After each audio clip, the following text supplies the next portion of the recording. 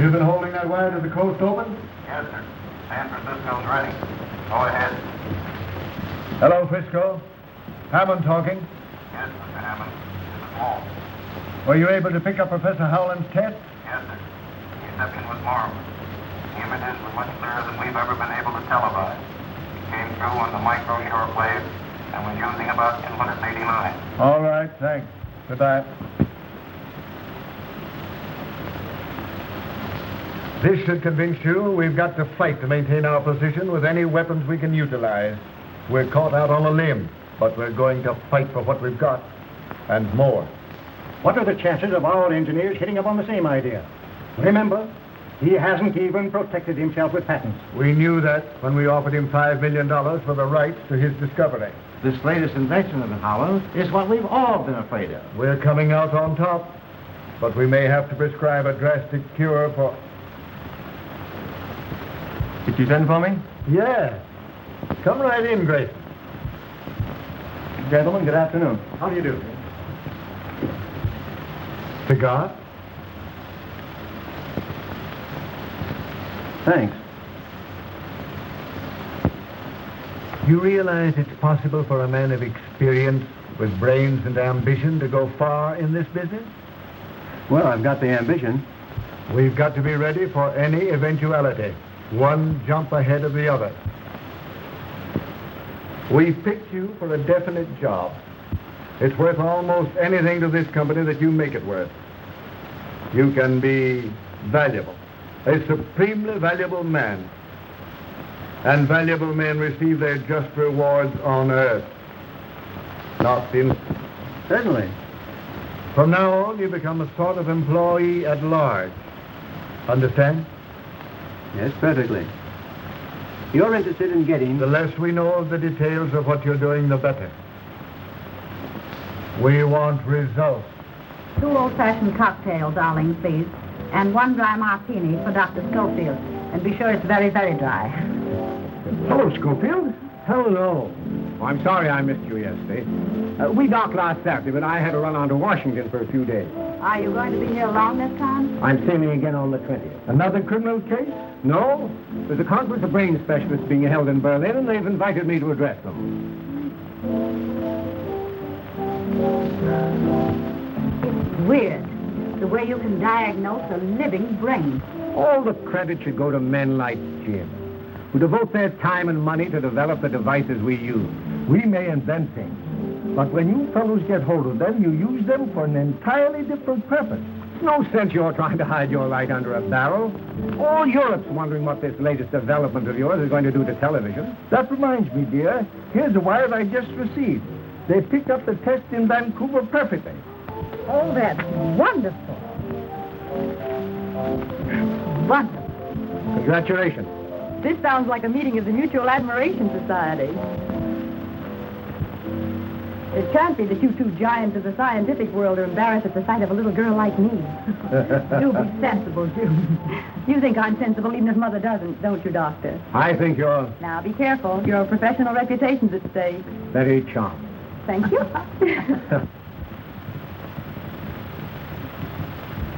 But Houghland must realize that when he begins televising a regular schedule, he's liable to run into difficulties. In what way, sir? He may not be so fortunate in securing men like yourself when he increases his operating staff. I don't think there will be any difficulty. You'll admit there is always the possibility of an employee becoming disgruntled over some fancied injustice. Dissatisfaction always leads to temptation. There's always purchasers for valuable secrets. I see what you mean. However, I doubt you'll be able to convince Professor Houghland. Think it over. Goodbye. Goodbye, Mr. Barry.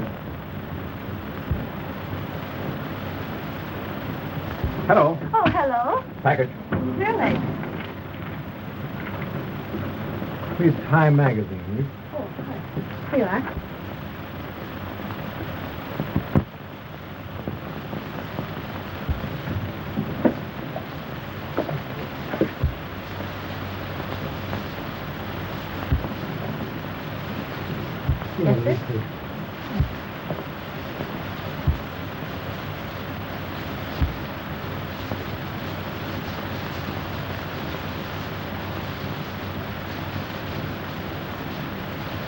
Mr.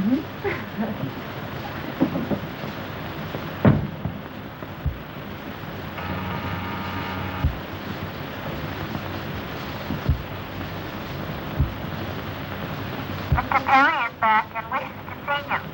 Have him come right in. Yes, Mr. John.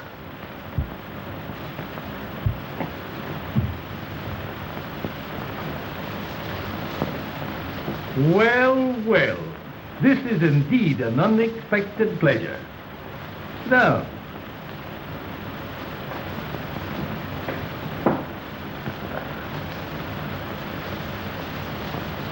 been doing a little thinking? Yes. You weren't able to convince Houghland. No, but I thought maybe we could, Talk things over yes, and come to an understanding? perhaps. Would $100,000 be any inducement?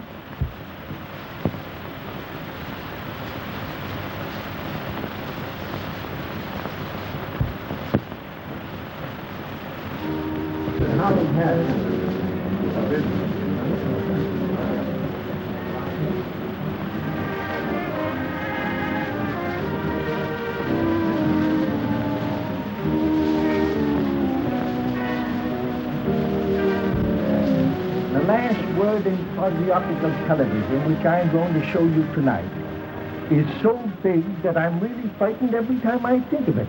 Why? Too many people realize its tremendous importance. You've had office for it, I suppose. Naturally, every company of any size in this country and abroad has been trying to secure the right to use it as I do, and further, to purchase it outright. Oh, I can recommend this brandy. I think I will. What? Over an island far over the sea, there is a Collyer whose way. I'm sorry, I couldn't get away. Oh, I beg your pardon. Disappointed? Not exactly, but you see, I promised to meet Dick here right after dinner. And instead, you ran straight into my arms. I did not. Certainly you did. I certainly did not. If I hadn't been here to catch you, what would have happened? I'll show you.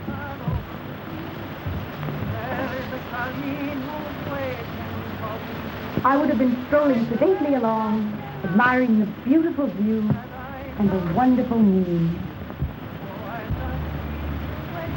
It is nice out here tonight, isn't it? Lovely. Over an island far over the sea, there is a Collyer.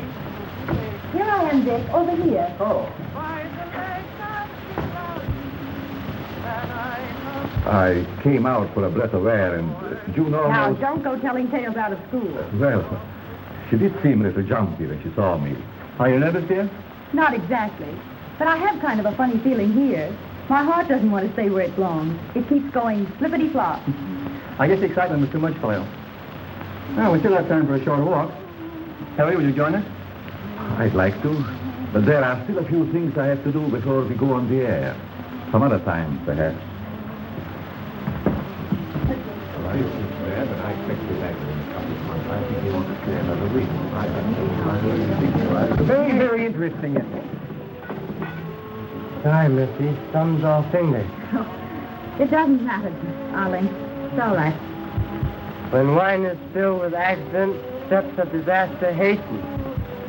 Stop that nonsense. Pick up that glass before someone is really injured. No matter what happens, Arling always has a proverb. But I'm not a bit superstitious, but it does give one a rather creepy feeling. Oh, don't pay any attention to Arling. He has a mania for quoting Confucius and Charlie Chan. You know Charlie. Clever, these Chinese. Nowhere for me, by the lake of Hennecke, that I love so dear. Good evening. Good evening.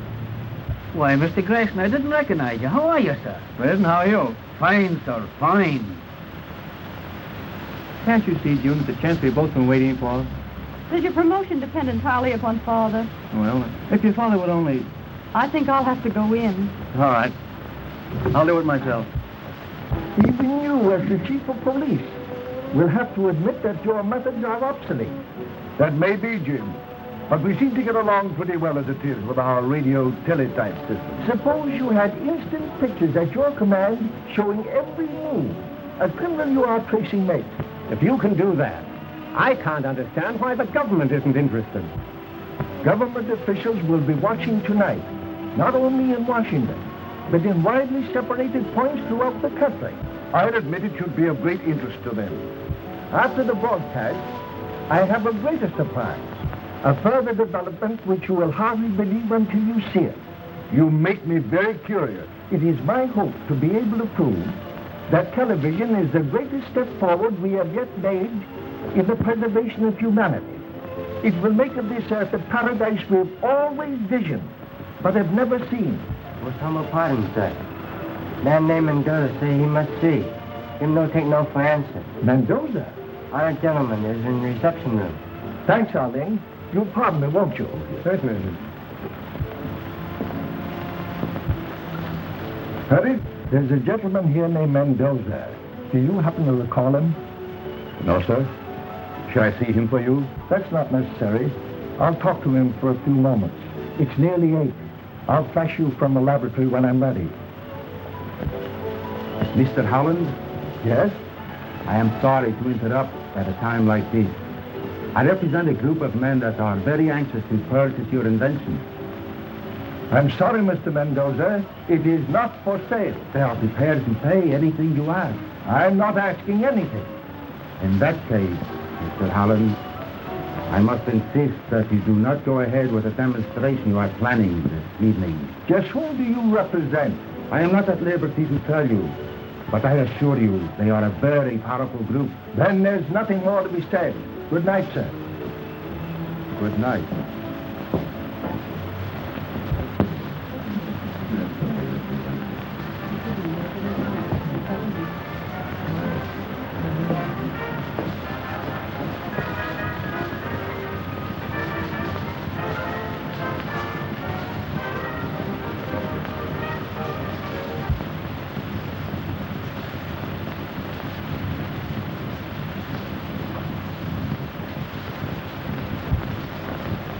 This is James Houghland, owner of experimental station ZY3, located at White Plains, New York, televising on a sight channel of 3/4 meter.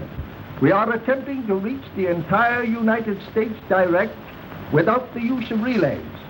Our first presentation this evening will be I Had the Right Idea by Miss Florence, accompanied on the piano by my daughter, Miss June Houghland.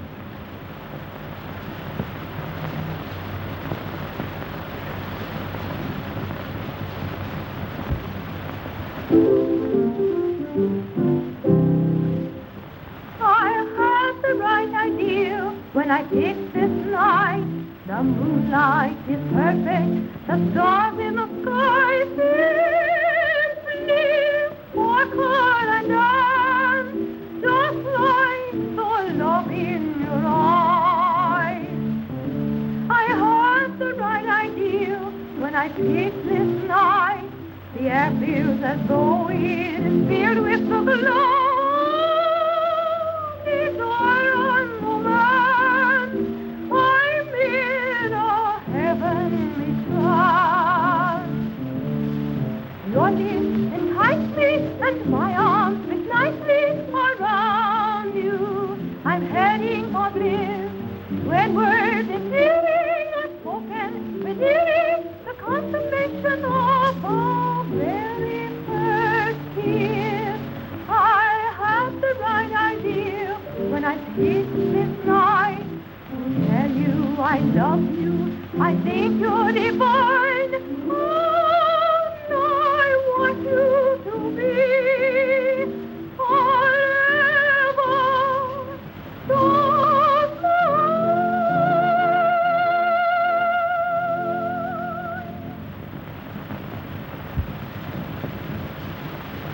The few of us who are fortunate enough to have television sets have used them merely as a novelty. When we had nothing else to do, we tuned in on whatever program we were able to pick up. Due to the almost insurmountable obstacles encountered in the frequencies required and high-fidelity pictures, our transmissions were limited. But these obstacles, I am happy to say, have been overcome. This in itself was a scientific triumph, but still I was not satisfied. I felt that television should be something more than just another form of amusement. Therefore, I continued my experiments. I'm now going to show you the latest developments which deal with the transmission of television in the quasi-optical region. It is now 1:15 in Paris.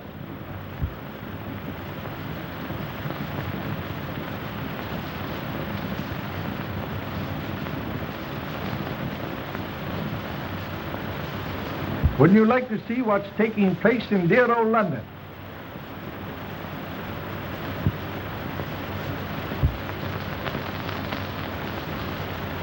London still has its fog.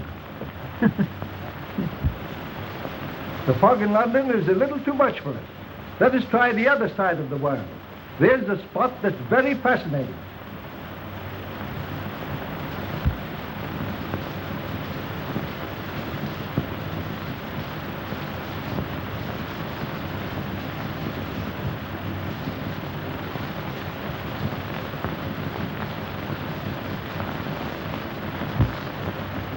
I just remembered a phone call I should have made.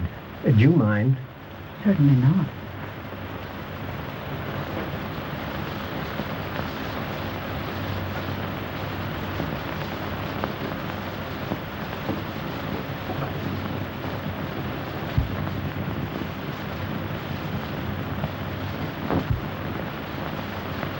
Africa is a very interesting place about which we know very little. The natives of Africa years ago were indirectly the cause of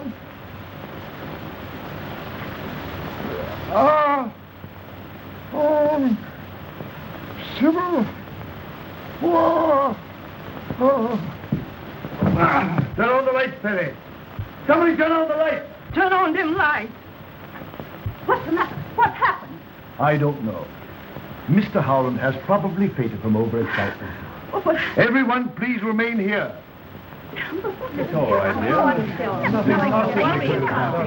Say, there's something happened at the Houghland residence. Yeah, we're covering it right away. Hello. Kitty Anderson's dead. Get me the Houghland residence, quick. No. Me no understand what happened. Hello? What? No, me no can say.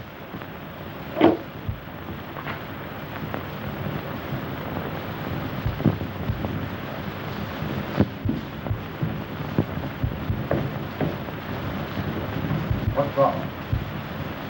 Mr. Houghland is dead, sir. Dead?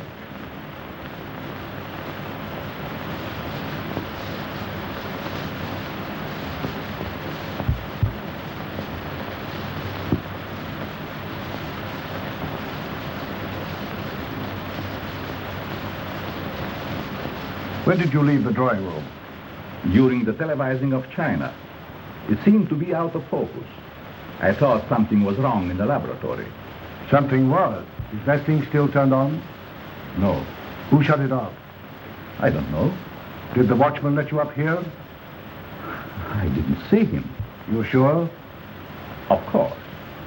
You couldn't be mistaken, could you? I said I didn't see him.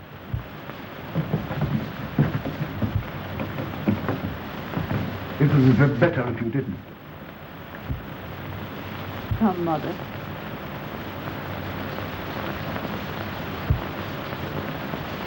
It looks to me like... Just a moment. See if you can find that watchman.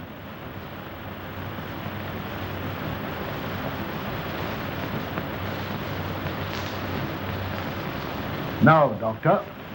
The last thing I want to do is thrust a murder on you, Nelson. But this certainly looks like it to me. You believe that the blow on the head caused his death? At the moment, I'd be inclined to say that it did. What's that you have there?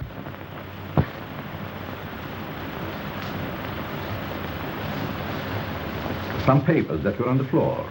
Is there anything missing? A special cure.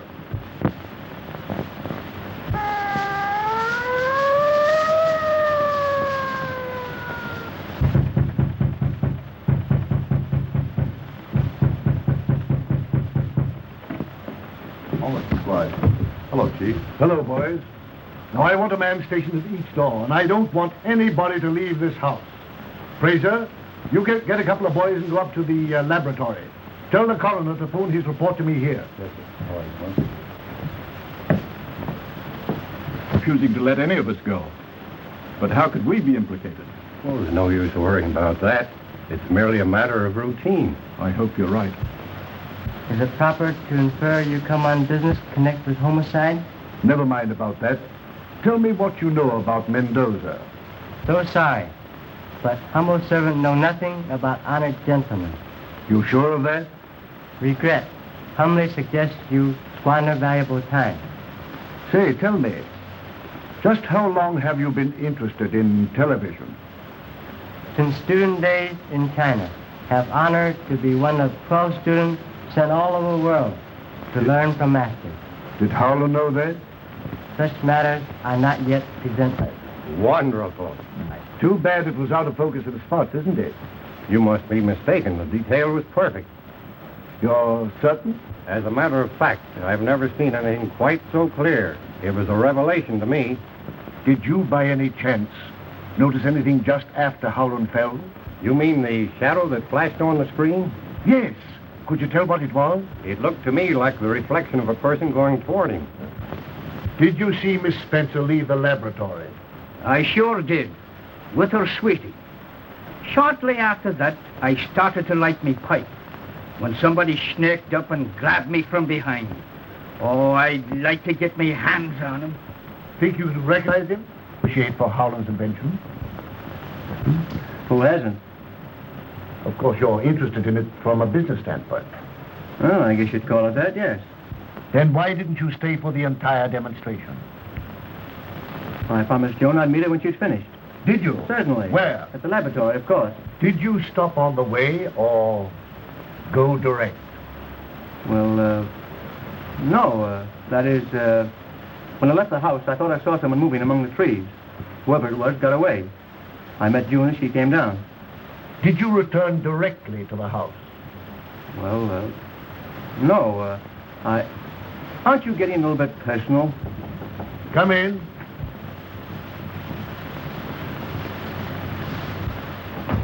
Did you all want to see me, Mr. Chief? Yes. All right, Grayson, I'll want to talk to you a little later. There's nothing to be nervous about, Isabella. That's what you think, sir. But you ain't been listening to Chinese death and disaster symbol since Mr. Houghland died.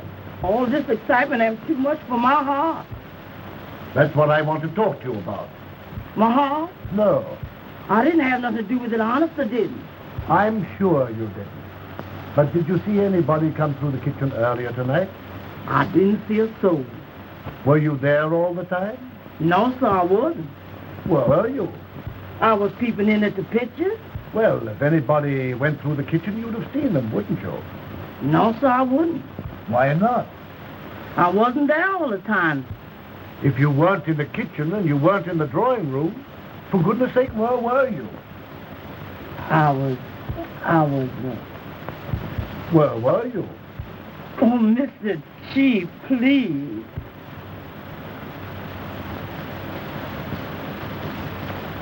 All right, run along, Isabella.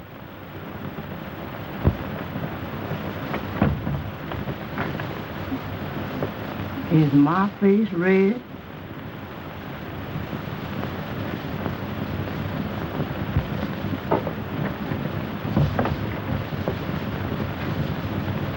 Come on, let's take a look at the rest of them.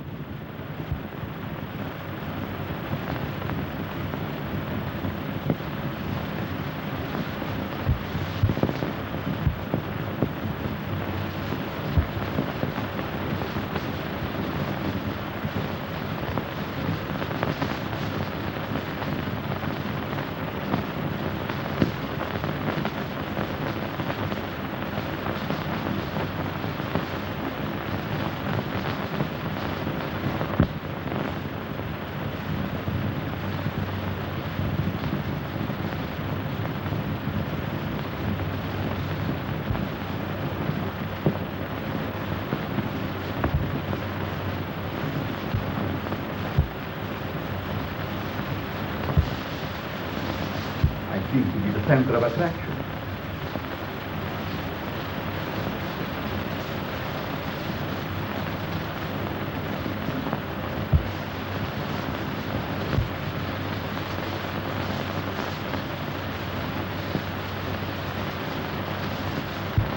Well, I couldn't swear that any of them was the one. They all look alike to me in that soup and fish get-up. That's all for now, Reardon. Just how long have you been with Houghland? I should say, let's see, about 7 months. How important a factor is the tube you said was missing from the television set? It's the most vital part of the hookup. Could it be duplicated? I doubt it. Mr. Houghland designed it himself. Without his drawings, I'm sure it would be impossible. That's all for now. By the way, Doctor, did you see anything that looked like a figure going across the screen just after Houghland collapsed? Sorry, I didn't. I was phoning at the time. Phoning? Yes, I called my office, but no one answered. That makes 3 people that were out of the room. Of course, you didn't leave the premises.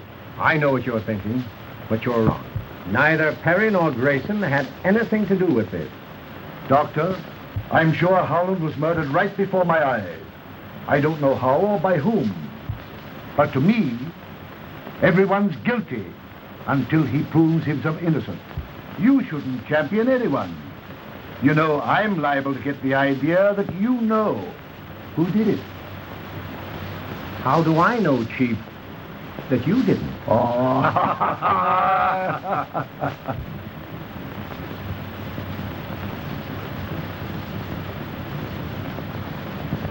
Oh, Lordy.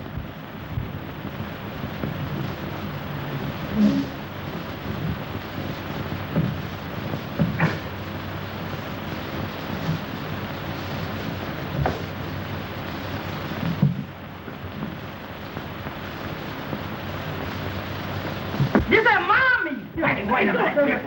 Let go. Hold that knife, boy. This ain't mommy. I know, but I got to show you. I got to put business to here. Wait a minute.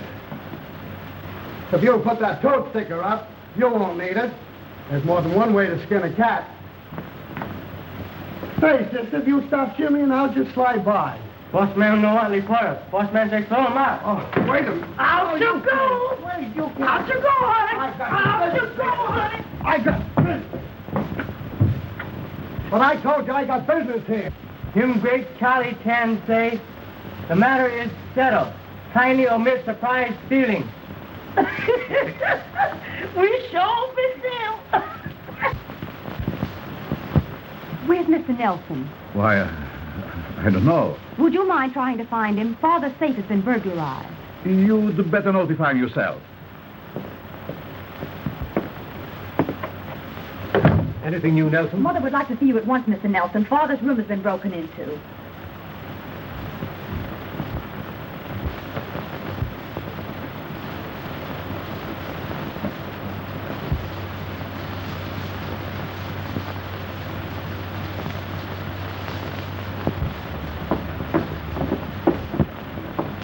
Everything's just as I found it. I haven't touched a thing. Would you know if anything has been taken?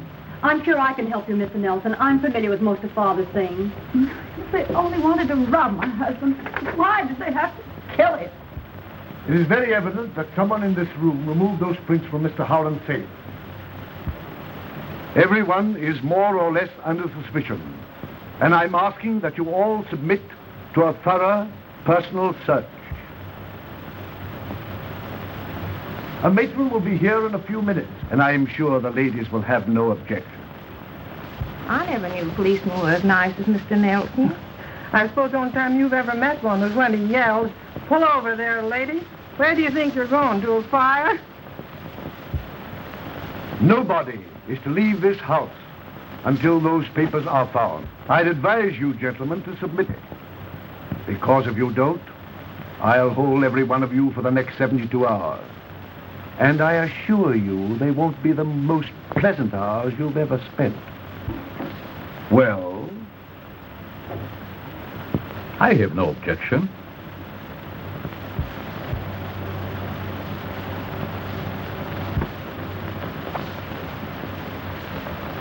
more I think of it, the more positive I am that this thing rests between two persons. Perry and Grayson?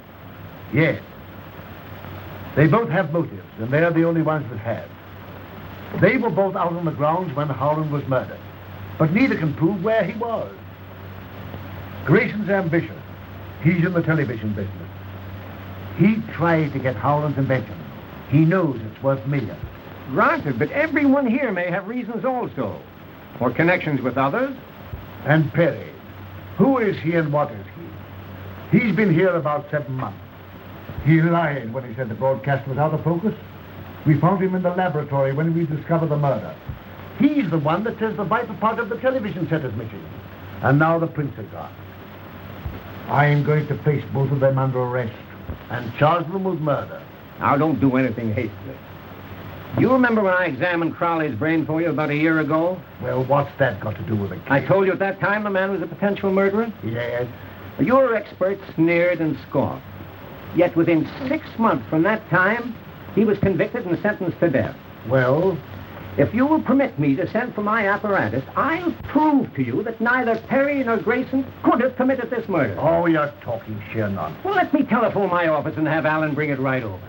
Oh, all right, go ahead.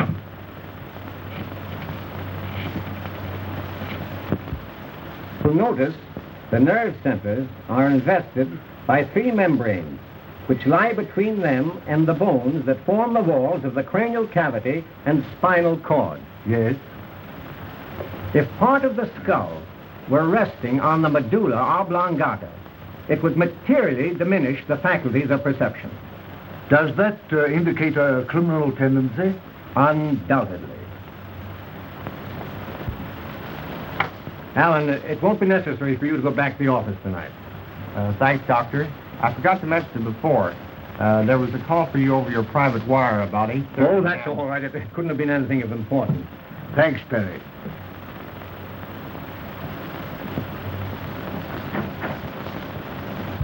Have I convinced you, Nelson? Well, I don't know. Perhaps you have. Then you agree with me that neither of these men are guilty? In a way, yet yes, I'll agree with you. The only difference in their brain development is the size, and scientifically, that has no significance.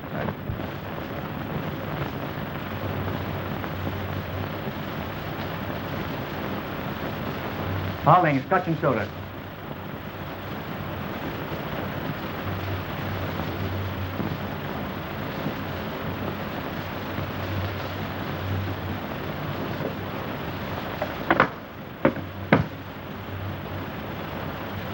Glad I happened across you. The inspector wants to see you. He's upstairs. Oh, thanks. Well, I wonder what he wants this time. He wouldn't say.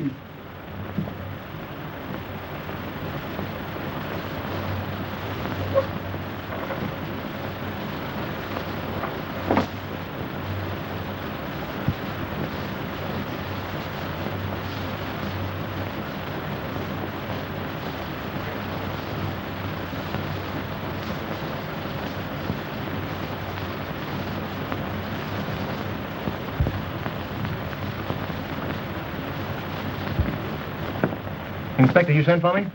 Huh? No. Well, Funny. We're getting a little close in here. Yes, it is rather warm. Where are you going? Out for a little air. Sorry. My name is Perry, and Chief's orders, nobody leave this house. Names don't mean anything.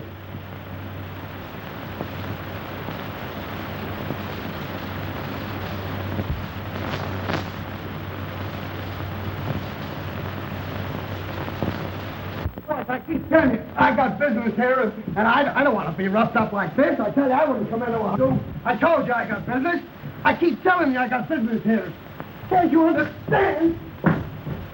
That guy, I don't know how he gets in, but he's giving us a lot of trouble.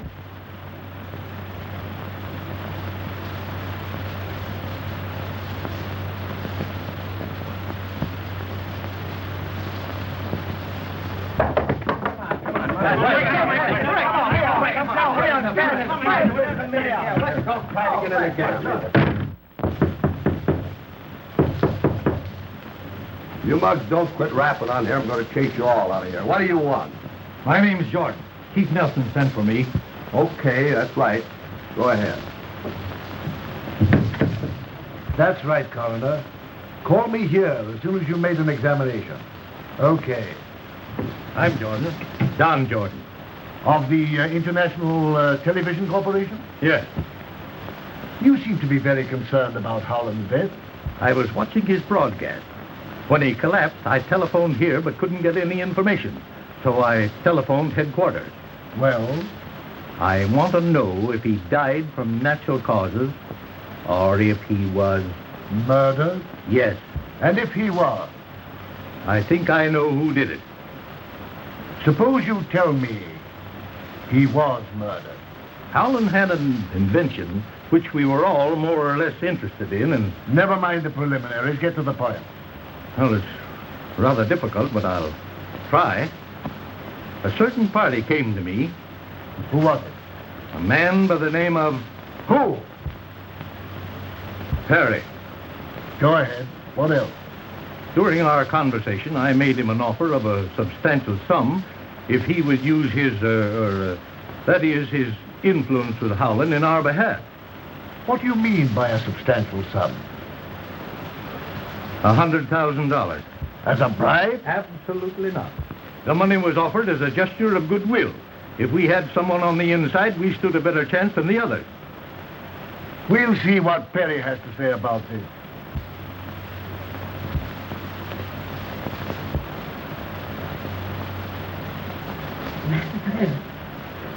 Oh, Lordy, Lordy. Oh, Lordy. What's this all about? Master Perry.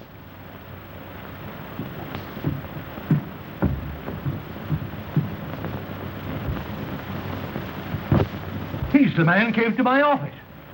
You sure? Positive. I wonder who could have done it. It's a mystery to me. That am Arlene's knife. It was stuck away in the corner of the bedroom. This is yours, isn't it? Yes. The knife belonged to me. Then why did you kill Perry? Mr. Perry is a very good friend. Chinese do not repay friendship with death. You're lying. You know you killed him. Charlie Chan say sometimes look frightful liar. Take him to his room and see that he doesn't leave there. Master say he who takes what gods may send has learned life's most important lesson.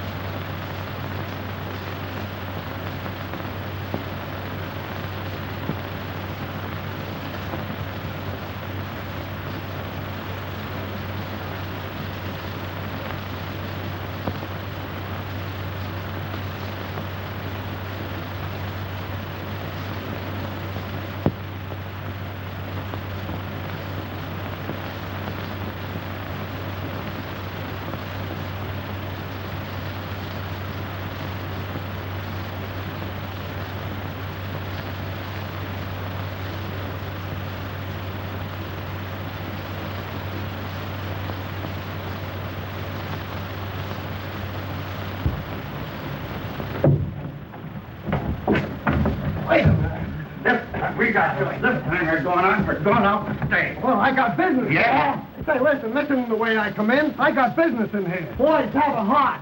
I got business here. I got important business here. Well, listen to me, will you? Now, You're out. Now stay out. You might not come in this way, but this is the way you're going out.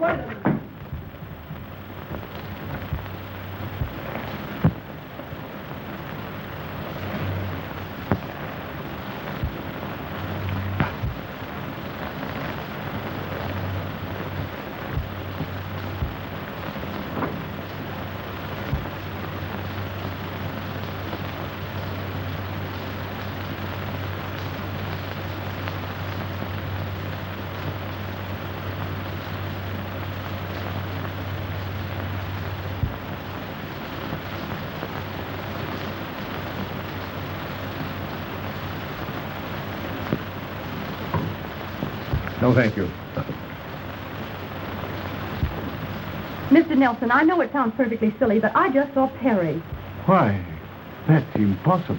Now, dear, you're naturally upset and nervous. That doesn't alter the fact that I saw him. Don't you think you'd better take something to quiet your nerves? June, where'd you see him? In the upper hallway. Oh, Lordy, Lordy, I done seen a ghost. Oh, I done seen a ghost. I know I seen a ghost. Oh, Lordy, Lordy, I know I seen a ghost. I know I saw a ghost. Oh, Lordy, damn that ghost again. Did that ever come alive? Yeah. Mister, don't let him touch me. Be sensible, Isabella. He's not a ghost. What does this mean, Perry? I'm sorry, Chief, that I wasn't able to take you into my confidence before.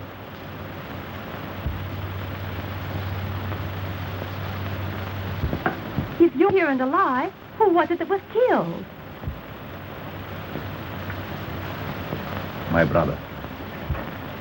A twin. I hadn't seen for years until...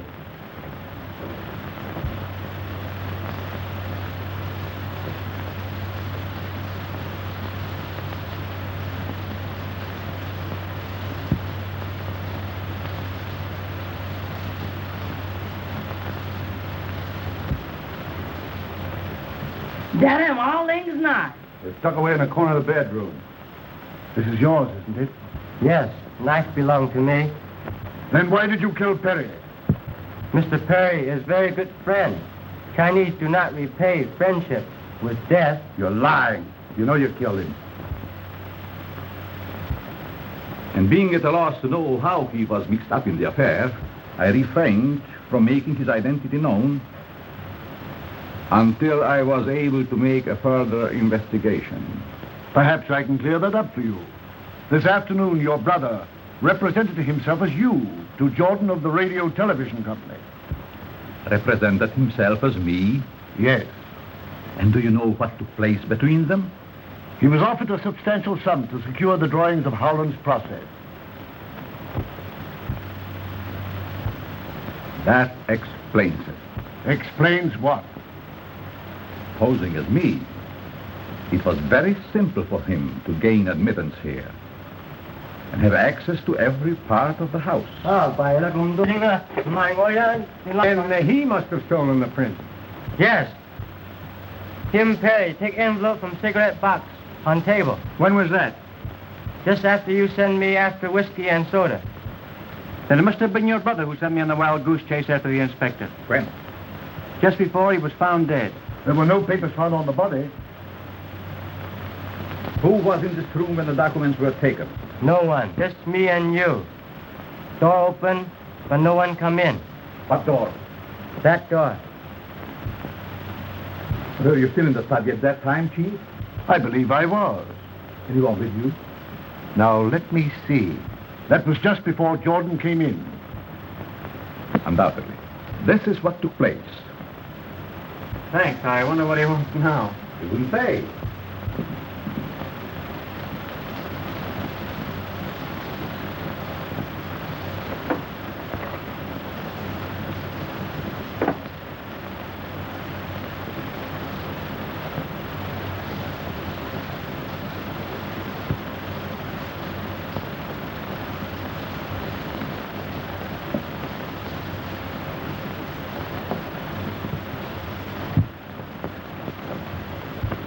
Isn't that correct, Doctor?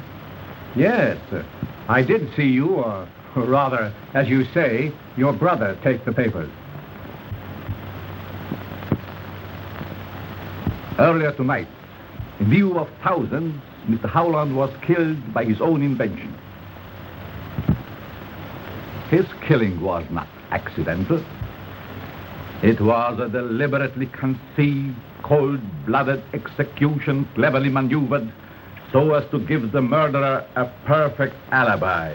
Little did Professor Houghland realize the surprise he promised you would aid in discovering his murderer. Tonight, a permanent record of everything televised was made on film. Now you're going to see part of that record.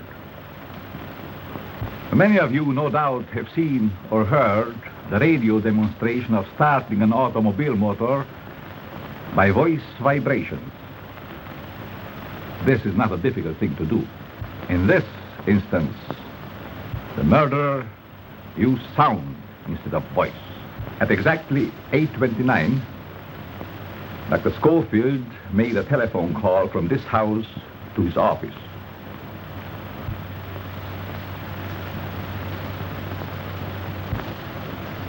I will now show you what happened.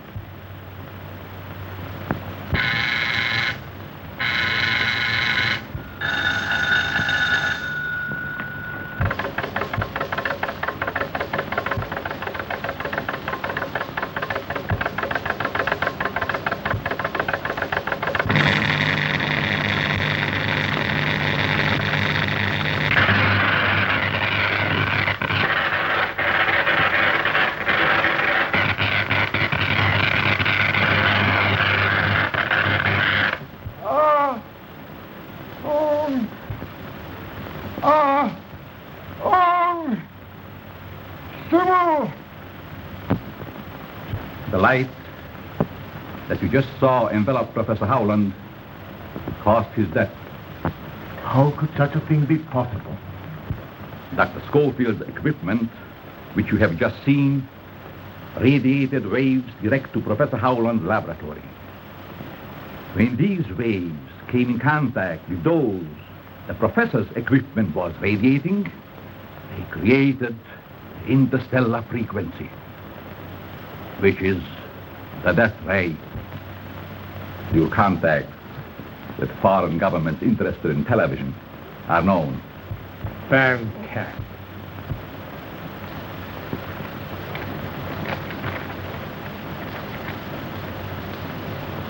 Do you recognize this?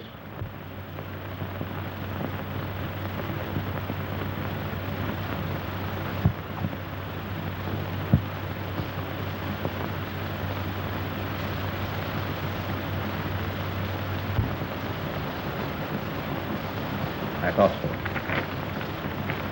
May I have that envelope, Doctor? I'm sorry I can't accommodate you.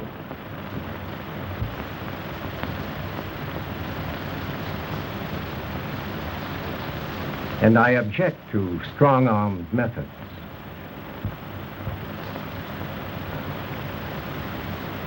Perhaps you would like to have a look at this.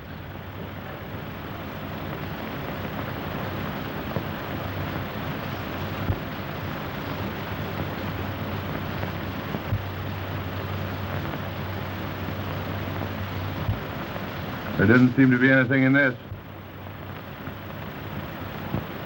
Aren't you carrying things with rather a high hand? Not at all.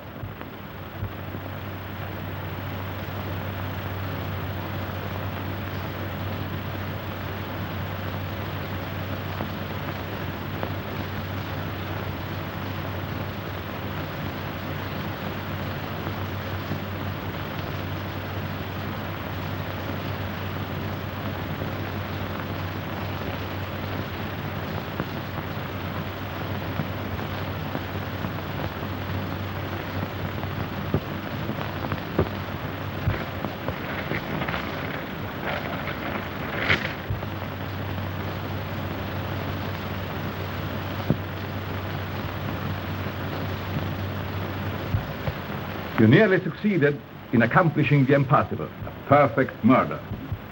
But in your eagerness to prove that neither Grayson nor I could have killed Mr. Houghland, you telephoned your office forgetting that just previously you had said there was no one there. Perhaps it was another number that I called and didn't care to mention it.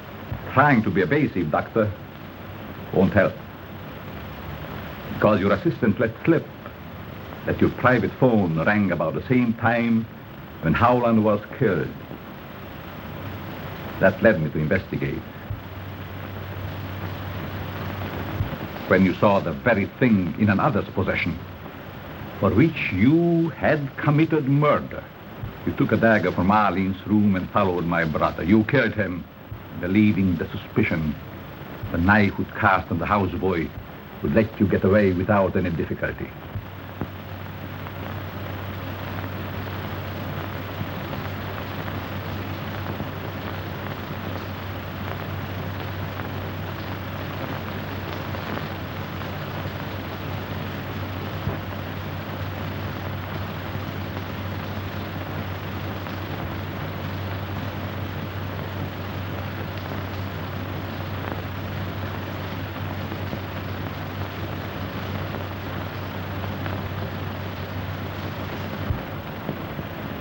Would you get me a dry martini, Arling?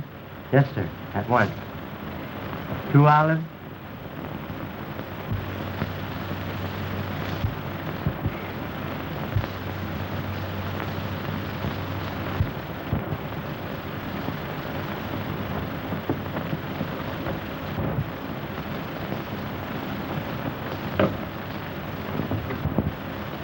As Arling would say, even though the eyes may see, the mind will not believe.